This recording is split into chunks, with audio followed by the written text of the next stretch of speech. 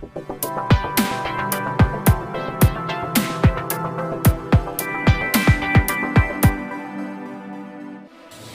तालुक्यातील खांडस ग्रामपंचायत हद्दीतील आंबेरपाडा परिसरात मोठ्या प्रमाणावर जंगलतोड होत असल्याचा गंभीर प्रकार समोर आला।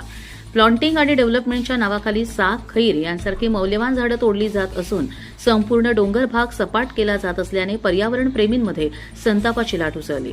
स्थानिकांच्या माहितीनुसार विकास कामांच्या नावाखाली कंत्राटदारांकडून घनदाट जंगलांवर कुऱ्हाड चालवली जात आहे। झाडे तोडून त्यांचे लाकूड एका ठिकाणी साठवून ठेवण्यात येत असल्याचा आरोपही करण्यात येत आहे। यामुळे करवंदाच्या जाळ्या, वनौषधी आणि इतर नैसर्गिक वनस्पतींचे मोठ्या प्रमाणावर नुकसान झाले आहे। परवानगीच्या नावाखाली अमर्याद वृक्षतोड होत असून वनविभाग जाणीवपूर्वक दुर्लक्ष करत असल्याचा संशय ग्रामस्थ व्यक्त करत आहेत। या जंगलतोडीमुळे परिसरातील जैवविविधता धोक्यात आली असून हवामानातील बदलही तीव्र होत असल्याने नागरिकांचे म्हणणे आहे। स्थानिक ग्रामस्थ आणि पर्यावरण प्रेमींनी या प्रकाराची तातडीने चौकशी करून दोषींवर कठोर कारवाई करण्याची मागणी प्रशासनाकडे केली आहे।